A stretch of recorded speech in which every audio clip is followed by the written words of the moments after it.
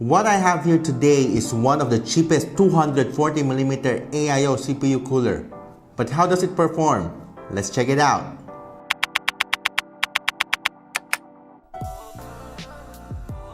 Hello once again, and this is Brain of Junkyard Summit. And what I have here today is one of Jonsbo's newer all-in-one CPU cooler. Meet the Jonsbo TW2, or as they call it, the Angel Eyes. So this currently retails just 2,000 Philippine peso or just under $40 US.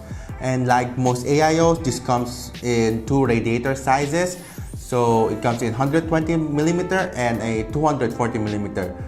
The TW2 also has three sub-models, the 501, the 601, and the 601 RGB. And the three of them has the same performance, with the only difference on the CPU block and fan illumination. So the 501 and the 601 have the same illumination, which is non-controllable, and the only difference is where the lights shines on the fan.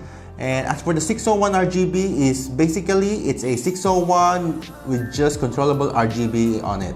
So going to a more detailed specs, the radiator is made out of aluminum and is 27mm thick, while the cold plate is made out of copper. The CPU block also features a glossy glass design with illumination around it. As for the tubing of the AIO, the tube itself is made out of neoprene material, which we can see in a lot of older and cheaper AIOs.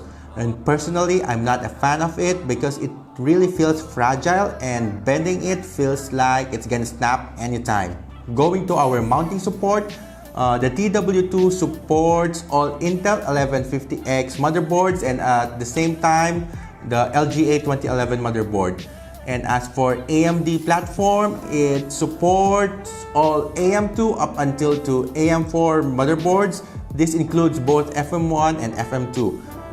Unfortunately, there is no newer HADT support such as Intel's LGA 2066 and AMD's Threadripper or DR4 socket.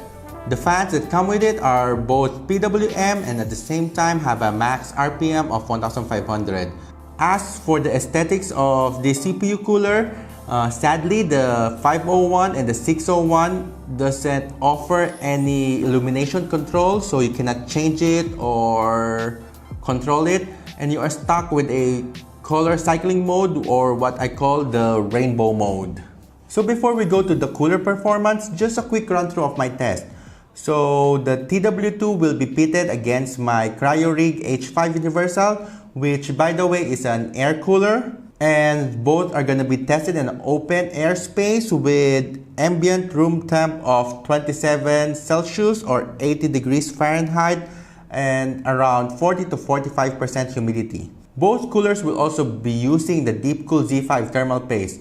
As for the fan speed, both are going to be set in default, and they are going to be cooling my Ryzen 2200G running at 3.7 GHz at 1.25 volts. Testing for this cooler will cover three scenarios. So the first one will be at idle, and the second one will be running Blender's quick test, and lastly an hour worth of Prime 95 blend test. And with that, let us see how these two CPU coolers perform.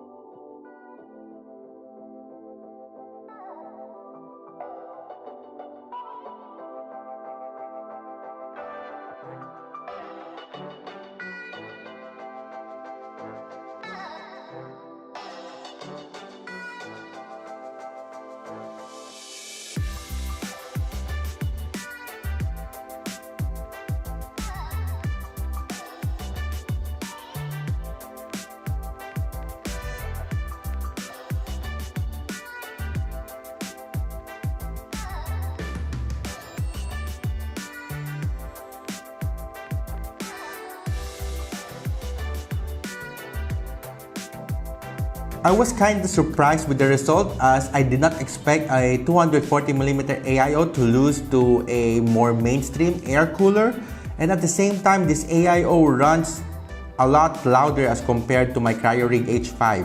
But that doesn't mean that the TW2 is bad. Remember, as of this writing, the H5 Universal is currently priced at 2,950 Philippine peso, which is roughly 40% more expensive as compared to the TW2, and at the same time, RAM clearance for your setup won't be an issue. These few reasons alone makes the TW2 a worthwhile or a good consideration when opting for an aftermarket CPU cooler, as this is targeted to budget PC builders who want to have bling on their system without compromising too much on the cooling.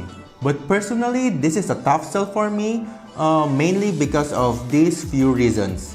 My first reason is common to most AIOs, and this is the number of point of failures as compared to air cooling. Though Jonsbo is already reputable in the case market segment, I'm not too comfortable with them entering this all-in-one liquid cool market. And the second reason why I don't like it is more of a nitpicky, and that is with the illumination. So what's the point of having an illumination in your CPU block and fans if you cannot even control it or just turn it off? The rainbow mode of the CPU cooler is really an eyesore for me. I got annoyed by it in just a few days, I think. And at the same time, it could ruin your specific color theme build, or if you just don't want any illumination in your system build. But again, that's just me. So if you guys agree or if you have any other thoughts, feel free to comment it down below. And I think that's a wrap for today's video. So what do you think about this Jonsbo TW2, and what is your favorite CPU cooler of all time? Comment it down below, and don't forget to hit that like if you like the video, and also considering subscribing to my channel. Once again, this is Brain of Junkyard Summit. Thank you and see you in the next video.